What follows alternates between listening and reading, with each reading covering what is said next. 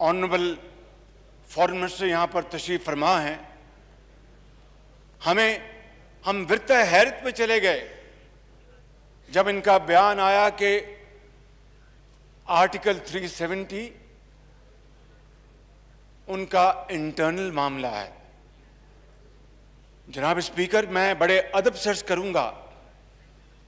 कि मुझे कभी ये तवक्को नहीं थी कि ऑनरेबल फॉरेन मिनिस्टर इस तरह का बयान देते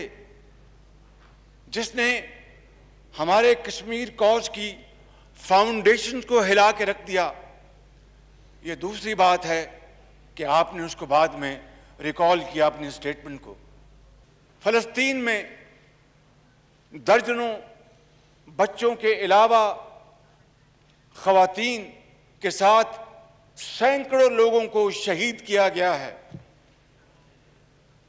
और इसराइल के बमबारों ने गजा में अंधाधुंध वहां पर गोलाबारी की है, रॉकेट बरसाए हैं और वो बिल्डिंग, ऊंची बिल्डिंग को जिस तरह मस्मार किया गया उसको पूरी दुनिया ने देखा कि वहां पर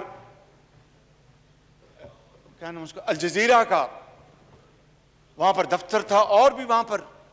टीवी चैनल्स के, मीडिया के दफातर हैं और वहां पर बेशुमार लोग रहाइश पजीर हैं।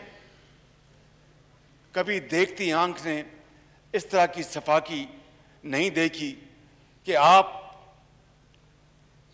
घनी आबादी में अंधाधुंध आप आसमान से गोले बरसाएं और मासूम जानों को शहीद करें, बेगुनाह लोगों को शहीद करें, निहत्थे लोगों को शहीद करें। जनाब स्पीकर, ये है वो जुल्म की दास्तान जो फ़लस्तीन के अवाम